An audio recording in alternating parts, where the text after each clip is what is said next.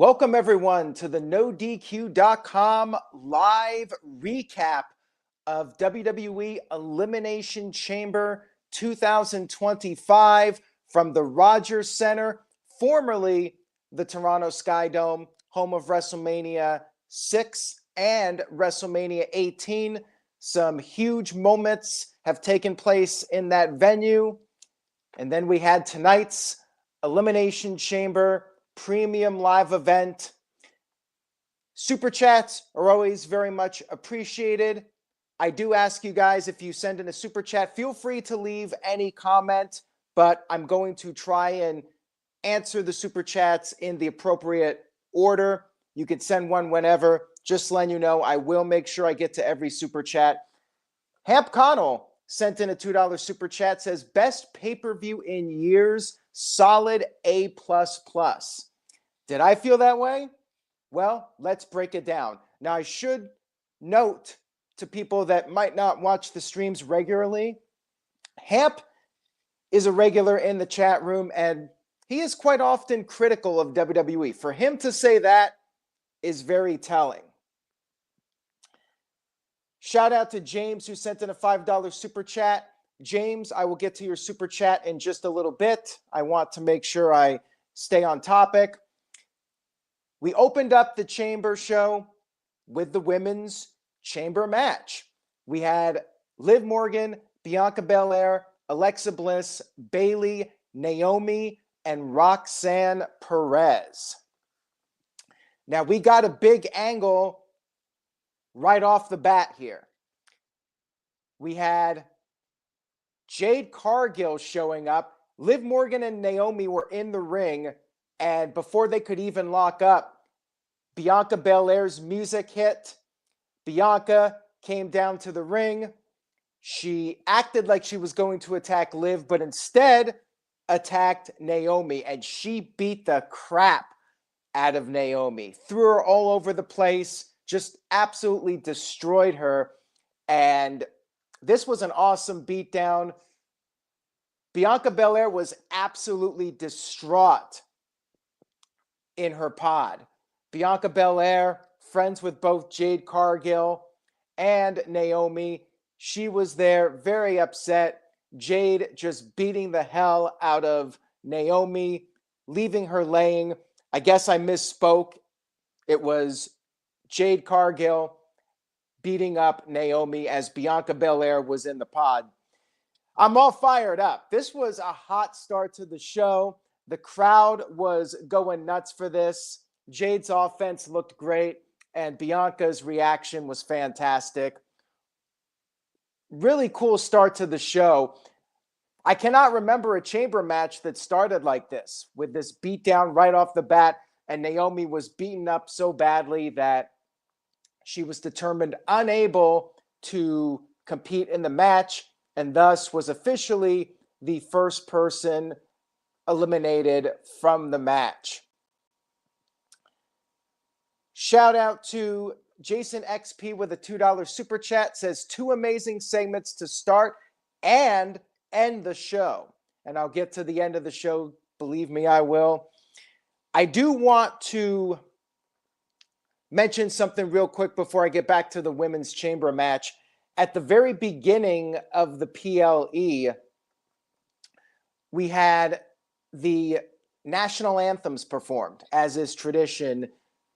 We had the American national anthem, which was booed by most of the fans, maybe not some of the fans that were from the United States, but the national anthem, the Star Spangled Banner, was booed by most of the fans in Toronto. And then, of course, they cheered for the Canadian national anthem.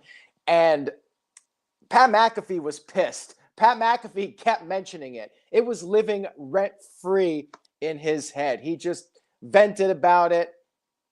And it was something else. Canadians, my guess is they do not like Donald Trump too much with the whole 51st state stuff that Trump was talking about. But enough of the politics. Let's get back to the match, which I thought was a great women's Elimination Chamber match. As several people pointed out in the comments, Liv Morgan did great here. She really stood out. She was the MVP of this match. But all of them shined. I thought that everybody looked really good in this one. So after Naomi got taken out on a stretcher, Bianca Belair officially entered the match. And she was distracted. Her immediate instinct was to try and check on her friend Naomi, but then she had to get her head back in the game and regain her focus. Roxanne was in, then Alexa, Bayley. Bayley was not the last person. Alexa was the final person to enter the match. And then Bayley ended up being the first person out with the Oblivion. Bianca whipped Liv with her hair braid so hard that Liv had a bruise across her stomach area. And then Bianca jumped off the pod with a crossbody onto the three remaining participants. Alexa was eventually able to pin Roxanne with the Twisted Bliss.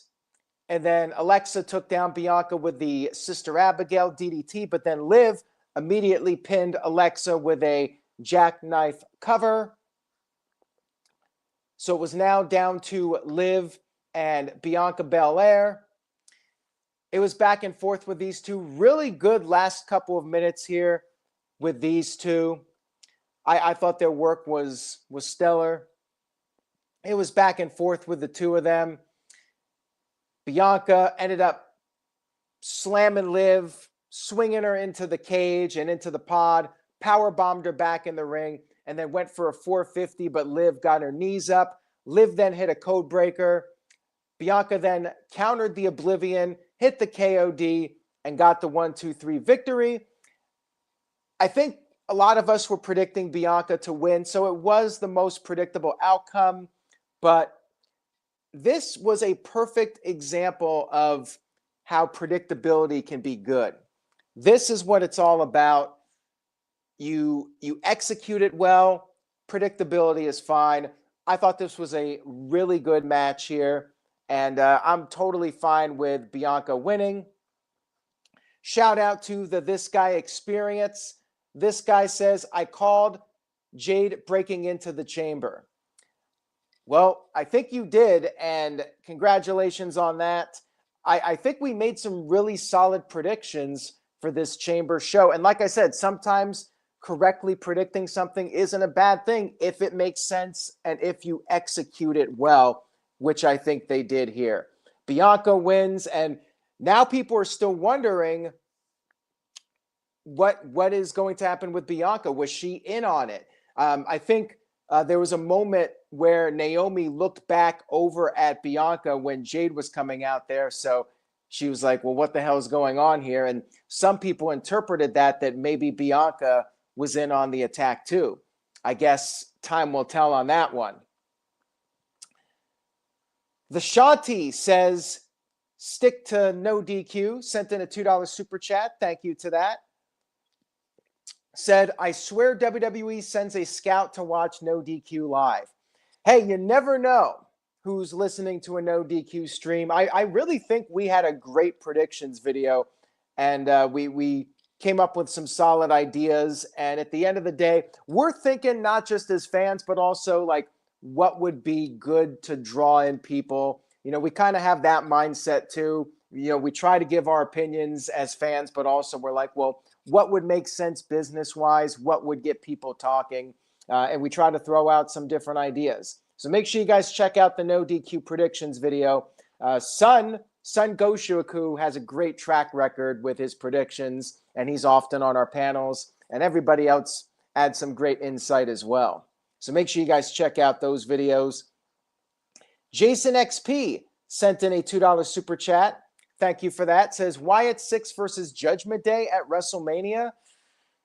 I could see that as a possibility. I would not rule that out. I mean, Judgment Day is on Raw right now, but brand extension, who cares? There definitely seems to be something brewing with Alexa Bliss and the Wyatt Six. It's just a matter of where it goes from here.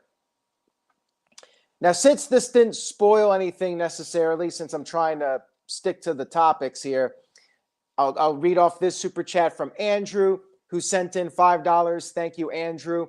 Andrew says, this was easily the best PLE since last year's WrestleMania. Top 5 Elimination Chamber of all time, no doubt. Well, I would say that is obvious. Top 5 Elimination Chamber. How great do I think the show was? You have to stay tuned for that. I've seen a lot of positive comments about this show. Thank you, Andrew, for the super chat. I really do appreciate it. And Derek, I got your super chat. I will read that in just a little bit. And James, I have yours as well. So stay tuned. I will read off those super chats. I really enjoyed the women's match to kick off the show. And then as Bianca was leaving, Rhea Ripley came out there, had a little face-off, and then Io Sky came out there too, because on Raw, we have Rhea Ripley versus Io Sky. That should be a hell of a match coming up on Monday Night Raw. Women's division looking pretty strong right now. Next up, we had the tag team match. Trish Stratus and Tiffany Stratton versus Nia Jax and Candace LeRae, which I agree with Kurapika 07. Weakest match on the show, but considering what was on this show, that's not necessarily a bad thing. It was a good match for what it was. Like, it wasn't going to be a classic or anything, but it was more to showcase Tiffany Stratton and Trish Stratus in Canada. Tiffany definitely getting a rub from Trish's legend status, and also Tiffany getting elevated. So WWE did what I said they should do. We talked about this on the No DQ predictions video earlier this week. We discussed you should really build your champion, Tiffany. And, you know, when you see the match on paper, you think, okay, Candace LeRae is taking the fall here. But I said they should have Tiffany beat Nia Jax and build up your champion as the real deal, not just like a fluke champion or whatever. So it was your standard tag match. You know, the heels would get the upper hand for a while. They would dominate. Then Trish would come in, get in some offense. Then the heels regain the upper hand. And it was back and forth a little bit. And then Trish hit the Avalanche Bulldog to Nia. Candace broke up the pin, but then Tiffany tagged back in and hit the prettiest moonsault ever to Nia Jax and got the win. This was exactly what it needed to be. Like, you build up Tiffany Stratton, she gets the rub off of Trish, and then she pins Nia Jax. You build her up as a superstar, and this elevated Tiffany Stratton, which is what it was supposed to do. Tiffany really needed this, and it served its purpose. So thumbs up for this. I really got no complaints. You know, it was what it was, and it served its purpose. And it was cool to see Trish again. No problems with Trish Stratus. All right, next up, we had the unsanctioned match between Sami Zayn and Kevin Owens, the two longtime rivals, friends. They're on and off with their relationship, and they had their unsanctioned match. Anything goes here. Michael Cole on commentary brought up El Generico versus Kevin Steen. Now, why would he bring up El Generico? El Generico is a totally different guy, right? But nonetheless, we got an El Generico reference on the show. And this was a great brawl between two guys that have a long storied history against each other. We had a lot of weapons. We had your usual weapons like the chairs, tables. They brawled in the crowd. Sami Zayn put Kevin Owens through a couple of tables out in the stands, like tables that had beer cans and bottles. It was quite the wild brawl outside of the ring. And then there were two tables that got stacked outside of the ring. And Sami Zayn went to the top rope. Kevin Owens pushed him off the top rope, and Zayn crashed through both of the tables. And then we had Owens in trouble. Sami Zayn was making a comeback, and Owens pulled the referee in front of him as Zayn was going for the haluva kick. The referee took the bump, and then Owens hit the stunner, but there was no referee. I believe Charles Robinson, the second referee, came out. And by the way, the referees were not wearing their usual attire since this was unsanctioned. They were dressed in all black, which was a nice little change of pace here. And then they had the lights dimmed for the match, which was also cool. I like that they changed it up for this to give it that different vibe. The second referee arrived. Zayn kicked out, though, so Owens beat up the second referee, took him out with a lariat. Third referee came down there, and the match continued. And then Owens put Zayn through another table with an avalanche buster, but Zayn kicked out of that. And then Zayn hit Owens with the haluva kick, but Owens kicked out. So Zayn went to his next move. He went outside the ring, and he grabbed a chair wrapped in barbed wire. I cannot remember the last time we've seen barbed wire on a WWE show, although it may have been fake barbed wire to protect the wrestlers. I'm thinking it was. Didn't look like the legit barbed wire that AEW uses, but nonetheless, just the cool visual of it, something we usually don't see on a WWE show. Zayn used the barbed wire chair as a weapon, and then he gave Owens the Blue Thunder Bomb onto the barbed wire chair. So great stuff here, but he could not put Owens away despite the barbed wire chair. And then Owens regained the upper hand, pop-up powerbomb to Zayn. Zayn went to the outside. Owens went after him, and then this is when the tide turned in Owens' favor. Owens, he wrapped the chair around Zayn's neck, sent him into the ring post, continued the offense. He gave Zayn the powerbomb on the apron, which is a throwback to what they did back in NXT. And he did it a second time. He got Zayn back in the ring and finally pinned him, won the match. This was awesome. This was a fantastic match. All-time classic, in my opinion. No blood. I mentioned this on X. I said on X, the only thing I would have liked would have been blood. But as it turns out, there was a very valid reason for there not being blood in this segment. And this is something I've talked about in other streams where you have to pick your right spots for blood. And if they did blood here, there's another instance where it might not have meant as much. More on that later. So I love the match. Blood would have been nice, but I get why they didn't do blood, and we'll talk about that later. After the match was over, Owens continued his attack on Zayn, and then we got the music. I hear voices in my head. Randy Orton returned, man on a mission, looking for revenge. He came to the ring. Him and Owens brawled. Orton got the best of him, hit him with the RKO. And then Orton was going to take it one step further. He was going to take him out with the punt, which the punt kick is one of Orton's most brutal moves. He only busts it out every now and then. He was going to hit the punt kick, but then the officials came in the ring and stopped him from doing it, and Kevin Owens was able to escape. I have a feeling this is a setup for WrestleMania, and we're going to get that punt kick at WrestleMania because that seems to be the payoff now. We want to see Kevin Owens getting what's coming to him, and I think the punt kick is going to be the big spot at WrestleMania. That's my prediction now. The This Guy Experience sent in a $2 super chat. Thank you for that. This guy says, RKO punting KO at WrestleMania. My wife said Kevin Owens was blading. Well, I mean, there were moments where I thought we might see blood, but we didn't. The punt, we'll have to wait for that a little bit longer.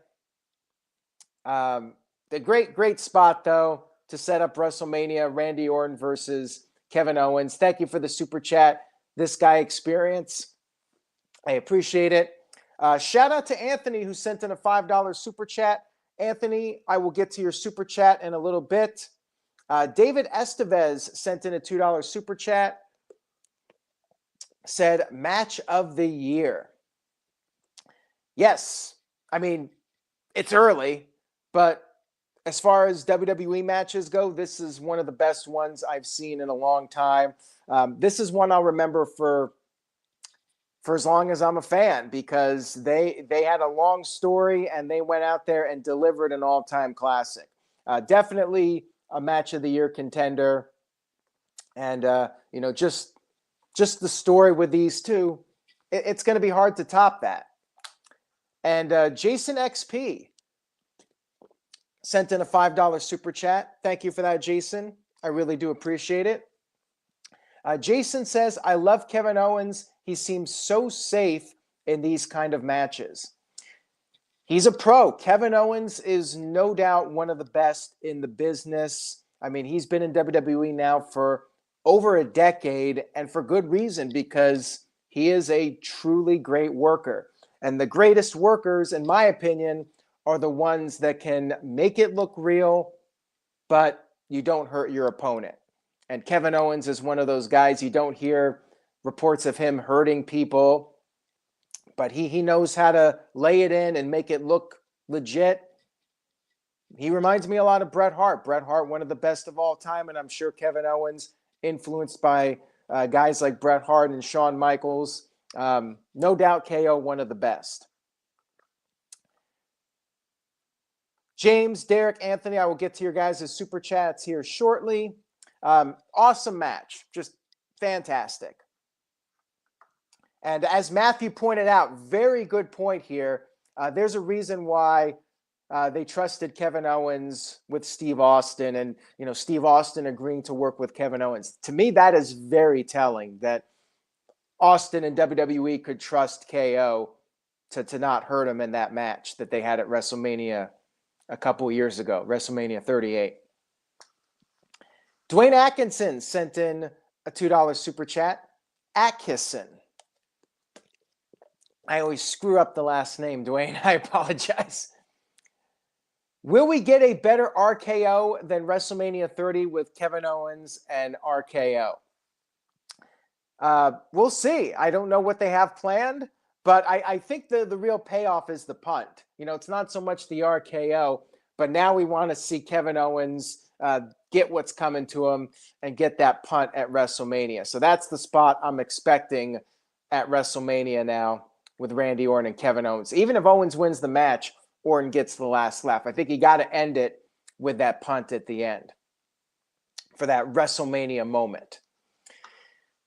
All right, so here is and by the way, Orton took out all the security guards too. He was just on absolute fire. So that's going to be a hot WrestleMania match. I kind of feel bad for Sami Zayn in a way, because he doesn't really have a clear path to WrestleMania now after everything he's put in. But maybe he's cool with that. He got his big WrestleMania moment twice, winning the tag titles and then beating Gunther. Unfortunately, seems like he's going to be feuding with Karrion Kross, but maybe they can make something out of that. We'll have to see. All right. Now, this was telling. I figured Cody Rhodes, The Rock, their segment was going to be somewhere in the middle of the show. They announce the men's chamber is coming up next. So they're putting on Cody Rhodes and The Rock at the end of the show. And to me, this was very telling. I'm thinking, if you're doing this, they have to be ending it on a very strong note with some sort of a major angle. And as we talked about on our predictions and on the No DQ review. We discussed this on the No DQ review too. What if Cody Rhodes turned down The Rock and then somebody else turned heel and sold his soul to The Rock? And the two guys we were talking about, CM Punk and John Cena. We brought up both of those guys on the No DQ review. We talked about that would be a huge moment if one of those guys turned and went heel with The Rock for WrestleMania. And I even asked the guys flat out, would that make up for The Rock not wrestling at WrestleMania? And everybody was decisively yes. They said that would make up for it. A major heel turn going up against Cody at WrestleMania would make up for The Rock not actually having a match. So we're going to talk about that segment here. But first, let's get to the chamber match. John Cena versus CM Punk versus Drew McIntyre versus Logan Paul versus Damian Priest versus Seth freaking Rollins. John Cena was the betting odds favorite, but then there was a report that Drew McIntyre was potentially going to win the match, which could have been some bad information that was fed to somebody. Who knows what the deal is with that? Internet rumors. And of course, I post the rumors on No DQ. Sometimes they're accurate, sometimes they're not. And I always tell people, take what you read with a grain of salt. Anything you read, it's just rumor and innuendo, as Conrad Thompson would say. But I like that this came out because it actually felt like the match was a little more unpredictable. Because John Cena was such a heavy betting odds favorite, now all of a sudden people are wondering, well, wait, is Drew winning? Are they going to swerve everybody and have a different winner for this? I stuck with John Cena as the winner. And let's talk about the match. Logan Paul came out with an American flag, which was a great way to get heat in Canada. I really liked that. That was cool. And he was also writing things like humble on his pod. Logan was very entertaining here. We had McIntyre and Rollins starting the match, and CM Punk was just having a good time in his pod. Then Damian Priest came in, Logan Paul, and then finally John Cena was the last man to enter the match. Punk was the last man to enter the match. Cena was next to last. Cena came in, and Cena was doing all of the signature moves, but then McIntyre hit the Claymore on Cena. However, Damian Priest quickly capitalized, and he pinned McIntyre with a roll-up. McIntyre, who was rumored to win the match, was actually the first person eliminated. I kind of feel bad for Drew McIntyre and Damian Priest. They need some more heat with that one. It does feel a little bit thrown together, like WWE doesn't have a plan for either of these two, but maybe they can build that up and make it a big WrestleMania match. McIntyre, of course, went crazy afterwards.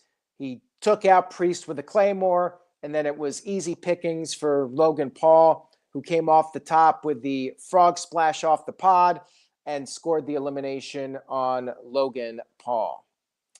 Match continued. Punk finally entered as the last guy.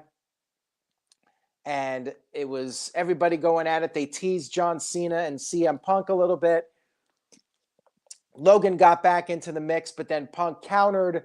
And this was interesting to me. I wonder if this was done by design. I know he does it as a move, but I found it very funny that Punk countered the buckshot lariat and then pinned Logan with the GTS. I say that because the GTS is Punk's move, and then the buckshot lariat is Hangman Adam Page's move.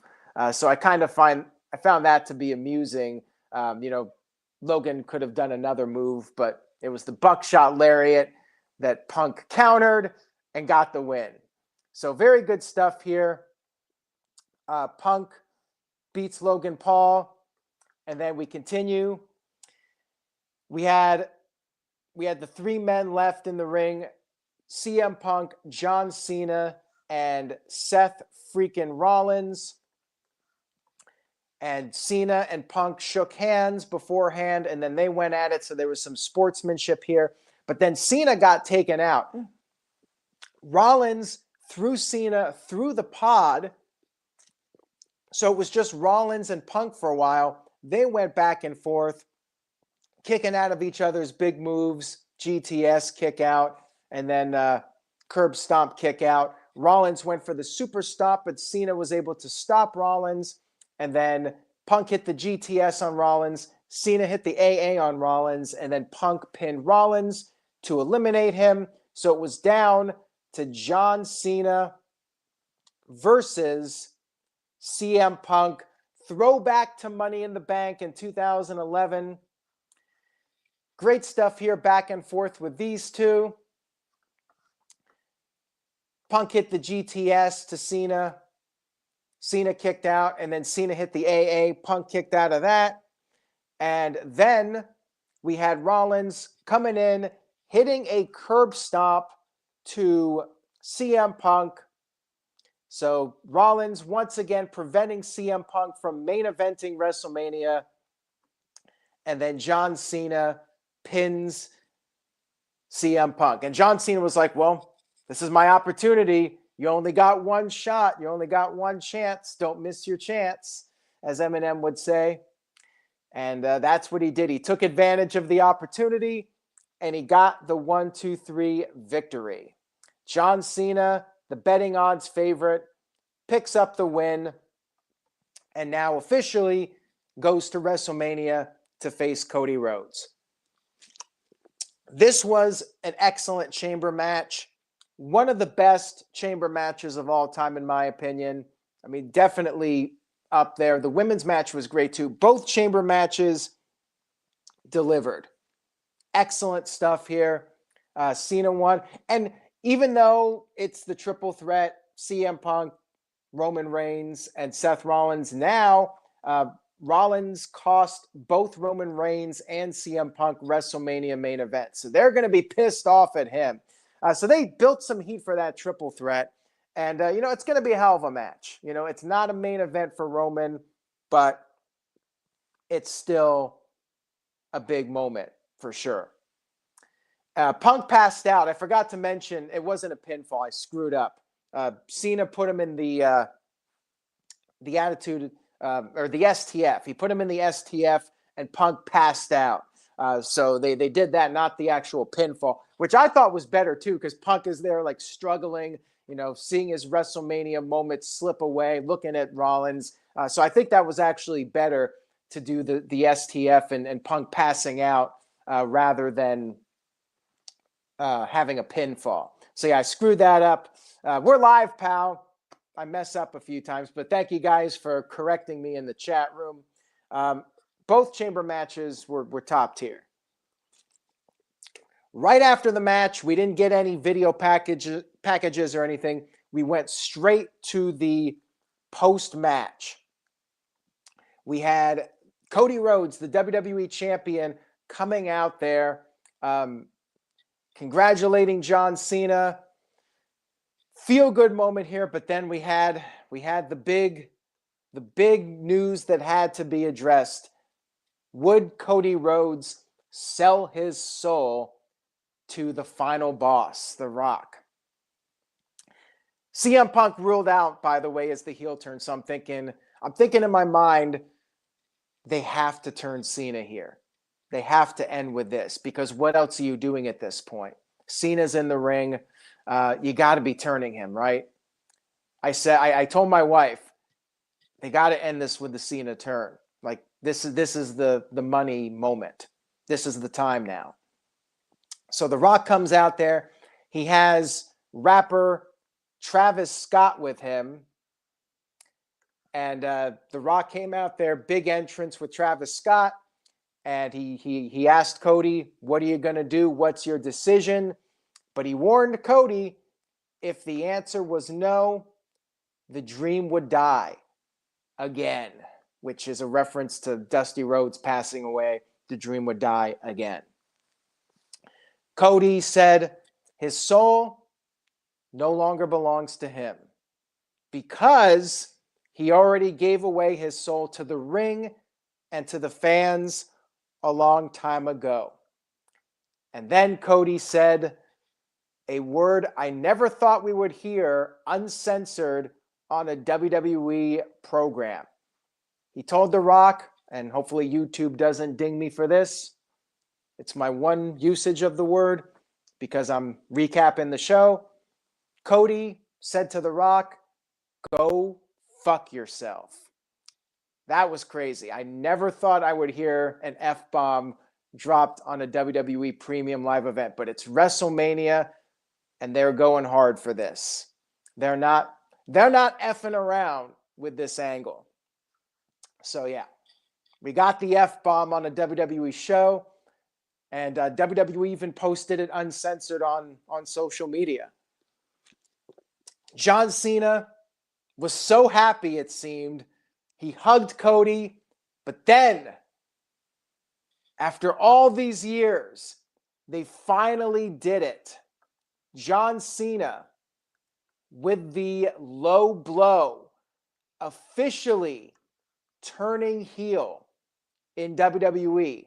After all these years, John Cena finally goes heel. And right before he did the low blow, he's hugging Cody, and The Rock gives him the signal. And then John Cena has that stern look on his face, and he delivers the low blow. And then he goes Thugonomics John Cena. He beats the shit out of, I dropped the S-bomb, so hopefully I really don't get in trouble with YouTube. Shout out to Eddie, though.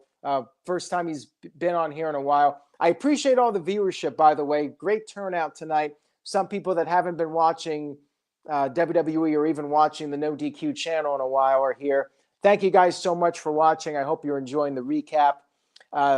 Cena beat the hell out of Cody Rhodes. He took out the brass knuckles and just pounded him with the brass knuckles. And then Cena took the championship belt and he hit Cody right in the face with it. And I was also telling my wife, the only thing, the icing on the cake, Cody has to bleed here. They got to do the blood. And sure enough, Cody was busted open. Oh, apparently it was a Rolex and not brass knuckles. I'm blind, guys. Even with glasses, I can't tell what things are sometimes. And I get caught up in the heat of the moment. Apparently it was the Rolex watch. So there you go.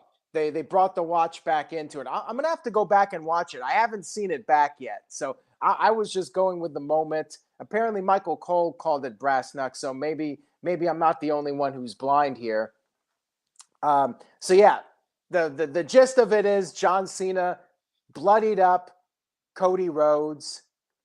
And man, what a segment. This was the Hulk Hogan 96 heel turn here in 2025.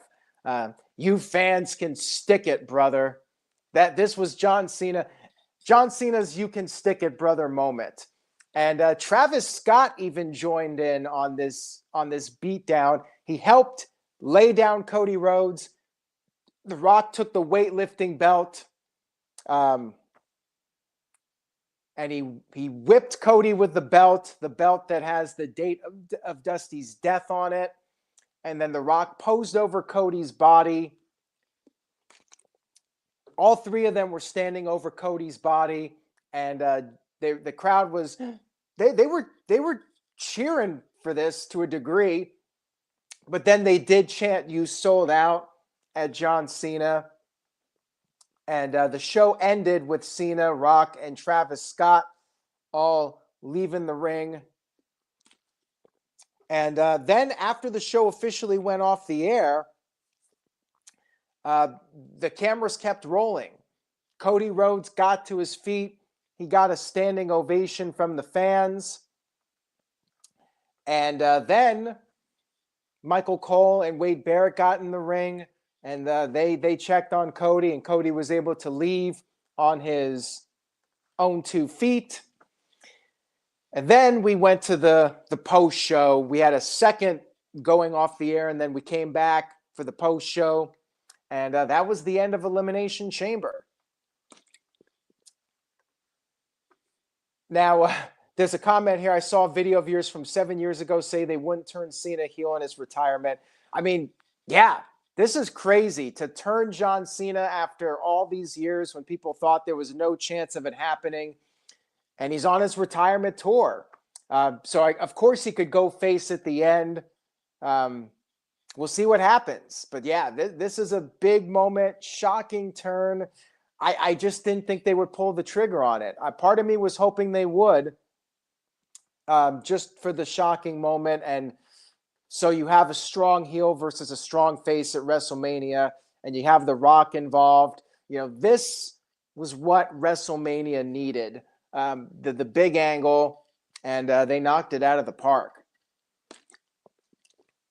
Now, let me get to the super chats. We got a lot here, so thank you to everybody for sending in super chats.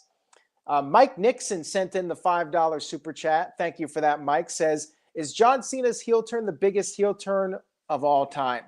Well, it's hard to top Hulk Hogan. I'm just going to throw it out there. I don't know if anything can top the Hogan turn, but we got time now. We're going to see what John Cena can do. He's got the chains off. He can say whatever he wants. We'll see what he says. We'll see how this plays out. I mean, it definitely has potential to rival the Hogan turn. And it's on the biggest stage possible. We'll see on that one. Shout out to Mr. Tito, who sent in a $2 super chat. Says, just posted my PLE review on NoDQ.com. Tito already has a review up. If you want to read his thoughts when you're done watching this, go check out Mr. Tito's column over on NoDQ.com. Thank you, Tito. Jason XP sent in a $2 super chat. Says, Cena turning is up there with Hogan and Austin's heel turn. I don't know about Austin's heel turn. Hogan's, though, I mean, this was massive. Considering everything John Cena has done, I mean, he's been like the modern-day Hogan for all these years, you know, doing all the Make-A-Wishes and everything. And just the fact that he would turn at the very end of his career is really shocking. With Hogan, he needed it. Cena didn't need to turn heel. Like, he could have just done this last run as a babyface. He was getting cheered anyways. The fans weren't booing him, so there was really no need for Cena to turn. But he's done it. What's next? Very intriguing. Thank you for that, Jason XP. James sent in a $5 super chat. Thank you for the super chat, James. I appreciate it. James says, I share a hometown with Cena, and this one hits close to home, but holy crap, was that awesome or what?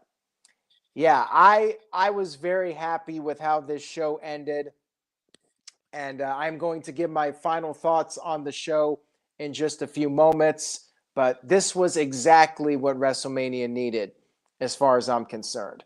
Thank you for the super chat, James. Derek sent in a $5 super chat, and Derek outright saying best heel turn of all time, and he'll stand by that. I have to see how it plays out. I mean, Hogan's turn in the moment was great, and then the follow-up was one of the biggest storylines in wrestling history. So we're going to have to see what they do here, but I have confidence that these guys are going to pull this off, and it's going to be some incredible television as we head into WrestleMania 41. Thank you for that, Derek. Much appreciated. Anthony sent in a $5 super chat. Thank you for that, Anthony. I appreciate it. Anthony says, John Cena clearly winning at WrestleMania, breaking Ric Flair's record. That segment reminded me of Hulk Hogan turning heel. Absolutely, with the Hogan turn, definitely the comparisons to that. And will he win at WrestleMania? I mean, I think he's going to get the 17th title probably as a heel. And then he'll put over somebody as a babyface on the way out. Time will tell. I don't know what's going to happen at WrestleMania. I could definitely see it going either way. Shout out to Building Nexus, who sent in a $5 super chat. Thank you for that, Building Nexus. Says, what if Roman Reigns helps Cody Rhodes at WrestleMania and heel Cena has to beat Jay for number 17? Well, there's an idea too. Maybe Cody beats John Cena and Cena goes after Jey Uso. That's definitely a possibility as well. I don't know how long the Cena heel turn is going to be. Will it be for the rest of this run? Or will it be like Shawn Michaels 2005 where he just goes heel for one show and then he asks for forgiveness and goes back to being good? I don't know what they're going to do. I'm really intrigued. I mean, that's what's great about wrestling when you don't know what is going to happen here. And you're just on the edge of your seat. And speaking of being on the edge of your seat, the This Guy Experience sent in a $2 super chat. Thank you, this guy. This guy says, I literally jumped out of my seat when John Cena turned heel. Yeah, I was very animated for that. I think a lot of people were. You saw the fan reactions. Truly a holy yes moment in wrestling history. Even though we did talk about it on the No DQ review, we were all like, this would be really cool if they did this. Do something crazy, get people talking. But, it's one of those you believe it when you see it moments, and they did, in fact, pull the trigger on it. Shout out to Anthony, who sent in a $2 super chat. Thank you, Anthony. Anthony says, the 51st state popped for the heel turn. I mean, yeah, and even when Hogan turned heel, the crowd, they were booing, they were throwing stuff in the ring, but there were also cheers too. There were a lot of fans that were happy about the Hogan turn. And when the NWO came out there, they were the cool heels. They were getting cheered. I sense that will be the same thing with Cena. We'll have to see what Cena can come up with, see if he can get the fans to boo him for the most part. They might actually continue cheering him despite the turn. Caleb Thomas sent in a $5 super chat. Thank you for that, Caleb. Says, then Michael Cole said shit a few minutes later. That he did. I'm trying to remember what Cole said, basically saying Cena did not need to stoop to this shit. I think that's what he said. You two might really be unhappy with me, but I'm just saying what they said on the show. I'm just doing my job recapping the show. Thank you for that, Caleb. I appreciate it. Hap Connell sent in a $2 super chat. Thank you, Hap. Says, John Cena needs to win the WWE title now. I think he will get it. I don't know if he's beating Cody or if he's beating Jey Uso, but I do think Cena is getting that last WWE championship before it's all said and done. Jason XP sent in a $5 super chat. Thank you, Jason. I appreciate it. Jason says, John Cena will use the excuse of getting championship 17 no matter as to why he turned. And apparently John Cena showed up at their press conference tonight and just dropped the mic without saying anything.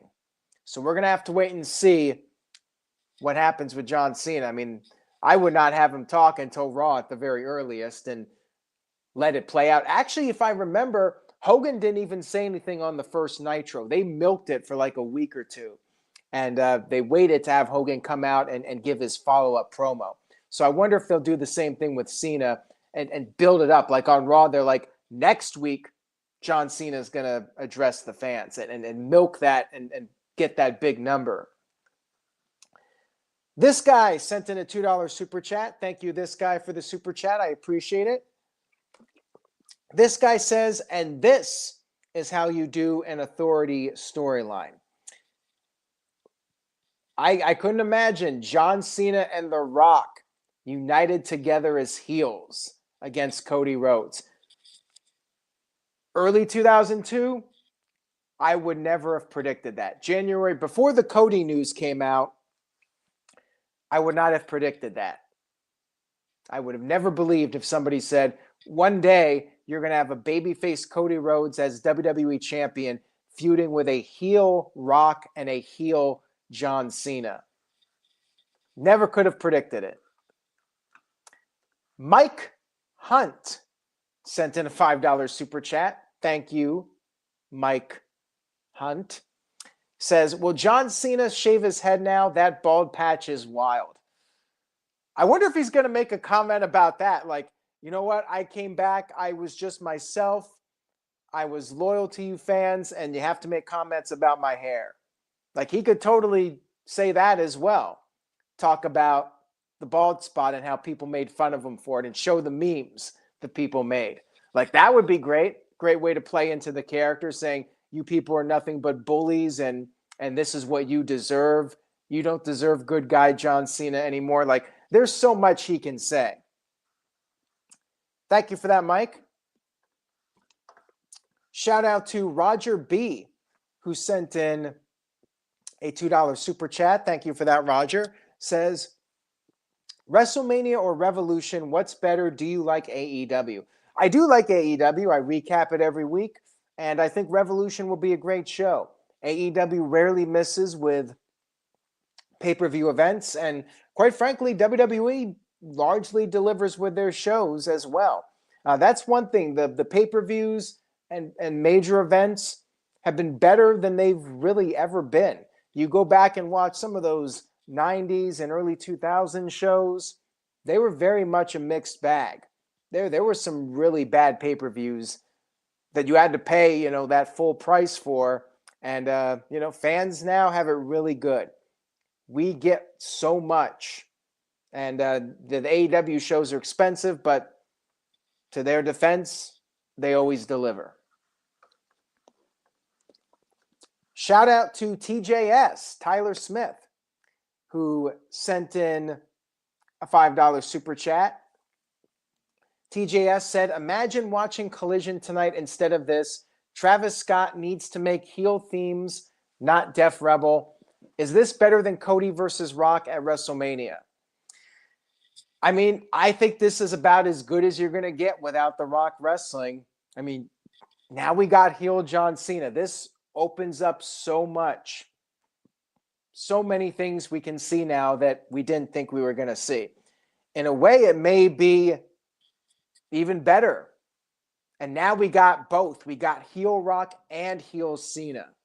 We're in for some fun television. We got those shows in Europe coming up. Imagine the atmosphere for those shows. It's going to be fun to watch. Caleb Thomas sent in a $2 super chat. Thank you for that. Says, who needs the win at WrestleMania more, John Cena or Cody Rhodes? Depends on what their post-WrestleMania plan is. I don't know what they have in store. I could see it going either way. I don't know if the John Cena heel turn is for 6 months or if it's for 1 month. So it just depends on what they have planned long term. If Cena's heel for the long game, I would lean towards having him win and have Cody chase the title for a while. Shout out to Roger B, who sent in a $2 super chat. Thank you for that, Roger. Says, AEW brought me back. Is this rare? People hate it. When AEW started, they definitely brought in a lot of fans that lost interest in wrestling. WWE during that Vince McMahon period, it was very tough to watch at times.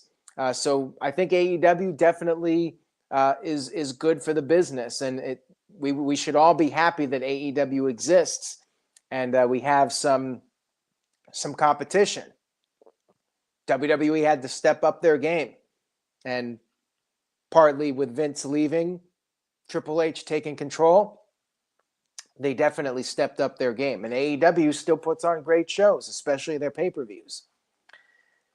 Shout out to Jason XP, who sent in a $2 super chat, and I'm starting to lose my voice here. Jason says, do you think John Cena needed convincing to turn? I think John Cena will do whatever he thinks is best for business. Remember, he wanted to turn. They had plans for him to turn years ago. He had he had new attire and this new idea for music and all this stuff. He wanted to turn. Vince McMahon was against it. He didn't want to turn Cena. But now, Cody Rhodes is the new Cena. Cody Rhodes is their Hulk Hogan, their John Cena. And this is an opportunity to explore new waters and change things up. And that's what they're doing here. All right, final thoughts on the show. One of the best WWE pay-per-views of all time. By far the best Elimination Chamber premium live event, first of all. And I mean, this was maybe the best show that they've produced in the Triple H era and one of the best of all time. I just started the point system. To me, this is 10 out of 10. 10 out of 10 show. I don't even know how WrestleMania can top this. Like, we'll have to see what they come up with. You had 3 excellent matches. Both chambers were great. Kevin Owens and Sami Zayn was great.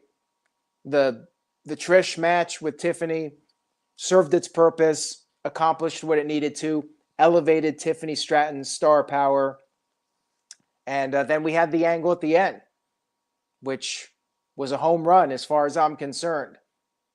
WrestleMania, I'm feeling it now. Up until tonight, I was somewhat feeling it, but I was like, Elimination Chamber, they need to do something big. And as the saying goes, you go big or you go home. They went big here. So yeah, WrestleMania, they're on fire right now. They hit all the right notes at the end. They pulled the trigger with John Cena as the heel. Cody Rhodes, John Cena with the final boss looming in the shadows. We're on a roll here. Business is booming. I'm stoked for what's next. And this was a tremendous show. Road to WrestleMania. Things are looking very good. And that's it. My thoughts on Elimination Chamber. If you missed it, I would say watch it immediately. Check out Mr. Tito's column over on NoDQ.com for his thoughts on the show. And if you liked this video, I'm on here every week, recapping Raw, SmackDown, AEW Dynamite, and the AEW pay-per-views, the WWE pay-per-views. Check all that out. NoDQ.com/YouTube.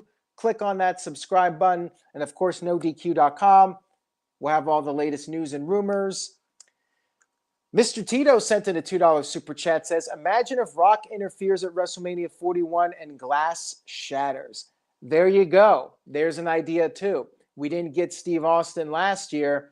Austin said, if it's in Las Vegas and Nevada, he lives in Nevada now. Could we finally get that one more stunner to the final boss that we didn't get at WrestleMania 40? Mr. Tito may have called it. Anthony sent in a $2 super chat, says, people wanted John Cena to turn heel. Now they got it. That's right. And they waited on it. They waited on it. And now we got it. And I think it's the right time to do it. I think we needed something big. John Cena can say the fans were making fun of his bald spot.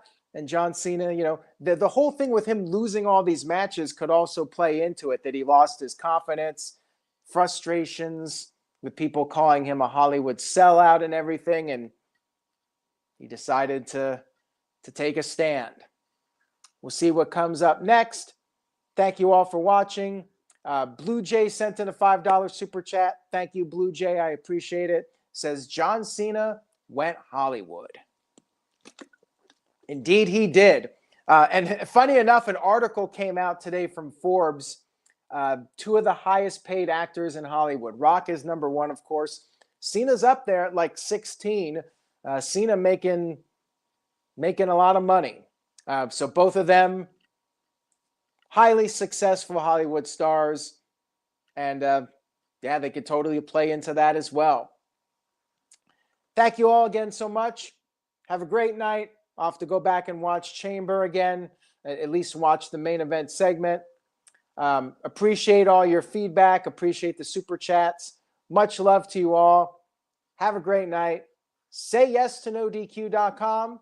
Subscribe, tell a friend, spread the word, and I will see you all next time.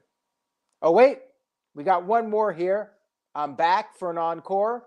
The Shanti says stick to no DQ, sent in a $5 super chat, says we got the John Cena, Roman Reigns, and Kofi Kingston heel turns in these years. The Kofi one hasn't really lived up to expectations. I hate to say it, but we did in fact get the Kofi heel turn. Really, it's the Cena and Reigns turns that really made a big difference here. And turns that we didn't think were going to happen. We didn't think Reigns was going to turn. He did. We didn't think Cena was going to turn, and he did. And if Cena's turn can be anything like Reigns' heel turn, then I think it will rival Hulk Hogan. And I forgot to mention Roman Reigns, too, as far as all-time great heel turns. Roman Reigns has to be right up there with Hogan as well. Hogan, Reigns, Cena next. Is Cena going to have this iconic heel run? Time will tell. Thank you, everyone. Take care, and I will see you all next time.